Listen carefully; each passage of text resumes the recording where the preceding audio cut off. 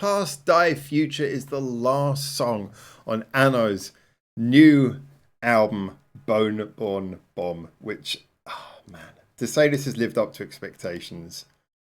I'm always honest on this channel and I've really enjoyed this, but the last song is an important one.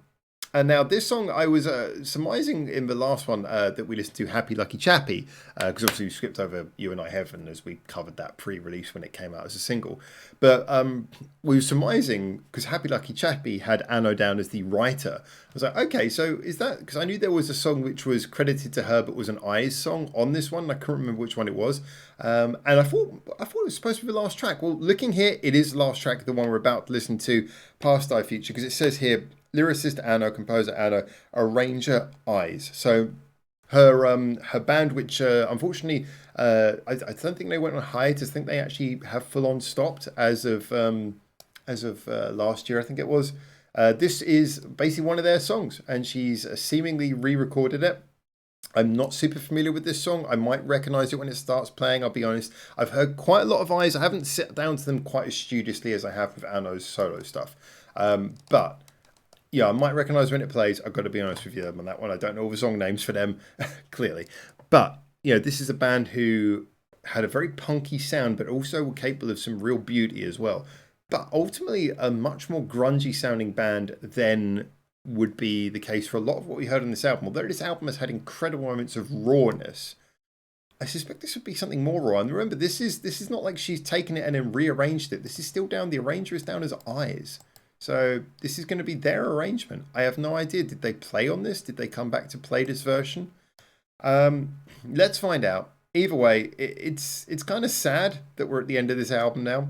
It genuinely is. But wow, this is a beautiful thing to go out on. I don't know the reason why this was included. If it was a beautiful way of saying goodbye to that phase of her life, then that's a gorgeous thing. But who knows? Maybe she's just taken ownership of this song because she really wanted to and she loves it. Who knows? But let's dive in. Last song on Bone Born Bomb, Past Die Future. For a name, that's a good name for a song to end on. But the ending of the album is really important. So let's see. It's like the coffee at the end of an Italian meal. It's more important than the meal itself. Let's go.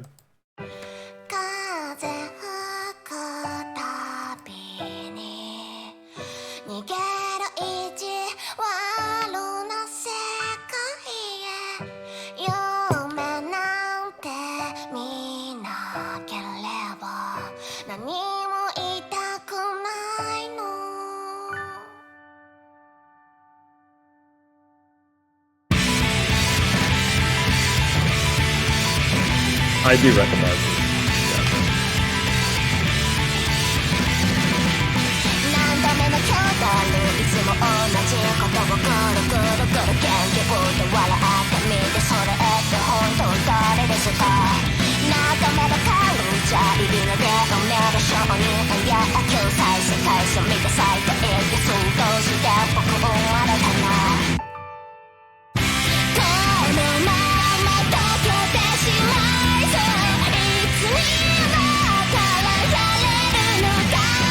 I don't think I've ever heard a studio version of this. I've heard live recordings of it a million times.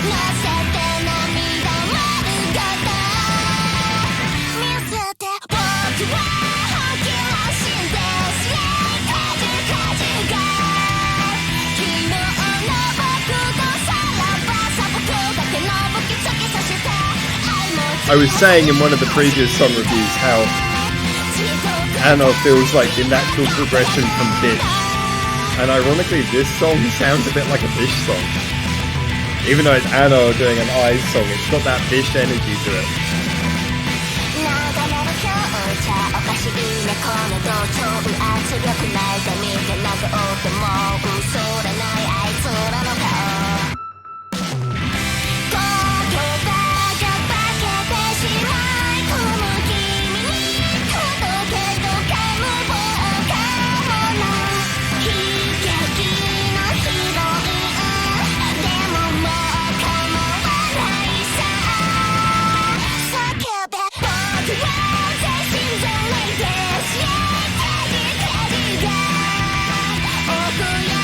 I love how it's got this sort of grand feeling, and yet Anna is still delivering that incredibly personal style of singing that just sounds like she's screaming in her bathroom mirror. What this big song's playing out behind her. That is truly her quality.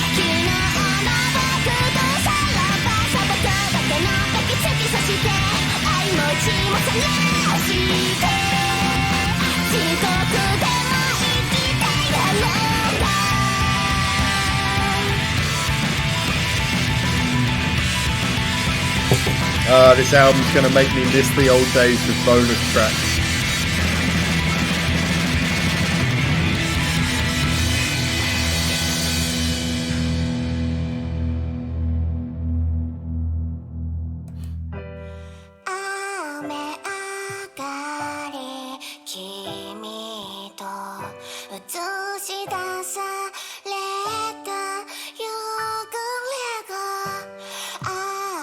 That's a really beautiful way to finish the album.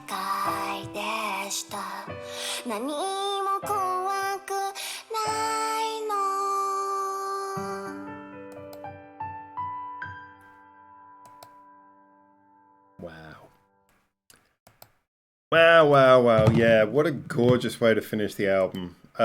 So, the funny thing is that I it's weird. I can't picture it, but I've definitely heard that one before. So yeah, I got to be honest. Like I can't fully say that was a first time reaction, but definitely the recording. Yeah, the recording sounds different because I'm sure every time I've heard that before, it's been live recordings. So I really recognise the tune and everything. But I think it's all from like live cam footage. I've seen that before because I don't remember it sounding that clear and beautiful and all the piano and stuff and everything.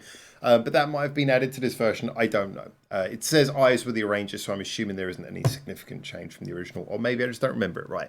All I can say, though, is that although I do recognise that melody, hearing it, and the basic song, hearing it in this context, wow, what a beautiful way to finish the album. And what a really incredible album, if we can just sort of circle around to that point, this is. Because this album goes through so many things. And I'm sure I'll do a full scripted review over on my other channel, Back a Broadcast, in sometime soon, I'm sure of that. But if we look at what this album achieves in 12 songs, it's quite astonishing. So that first song, We Come In, Anna and Leela's, it's this big, bombastic, brilliant collaboration. Bulb Me Face is wild. That song is crazy, but again, high on the production, really, really hitting you with all these kinds of stuff. And we've gone from sort of like gleefully insane to full on insane. Then you got Bone Backy Twilight Diary, which goes into a little bit more of a rocking direction, kind of brings things down to a little bit more traditional style of writing, but then you've got screams and all kinds of playful sounds in the background. And then we got Lonely Rockin' Robot, which just is wild. So those first four songs, wild to the extreme. But then in track 5, we start to sort of go down to a little bit more traditional sort of J-pop direction, chills out a little bit. Then we get a little bit more introverted. Then we get a little bit more sad and deep, and sort of this beautiful way it steps down through those songs. And at the same time, we're going from the full-on crazy production of Lonely Rockin' Robot to a little bit less, a little bit more straightforward, to kind of minimalist, to just sort of pure guitar music. Then you get to Swim in Sleep in Tokyo. It adds a little bit of beat and production back, but stays kind of calm. Shakai no Mado, getting a little bit more now into the area where the songs are starting to feel a little bit more frantic. I think really the whole last half, from 7 through to 12, it feels a little bit more personal. Like there's that vibe I was describing of the Anno singing like she's singing in the mirror. Like she's just having a catharsis moment, singing, screaming in the mirror, maybe even in karaoke booth. But there's something very like this sort of introverted but loud vibe going on there.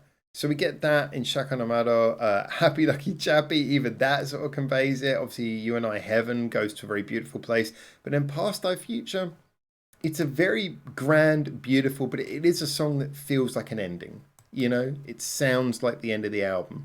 Right down to the way it finishes with that piano bit at the end. After it, you get that big sort of build up and the crescendo, and at the same time Anna's singing that kind of beautiful but very passionate, very emotional kind of way, and then it just sort of the crescendo ends and you get that beautiful final play out.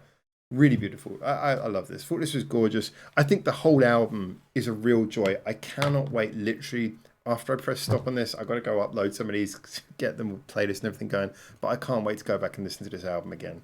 What a freaking joy. Anyway, like I say, I'm going to work on doing a full album review of this sometime soon as well. But from the bottom of my heart, I really enjoyed this. This was such a joy. I hope you enjoyed it too. And until I hopefully see you in the comments or in the next one of these videos, let me know. And for now, ciao, ciao.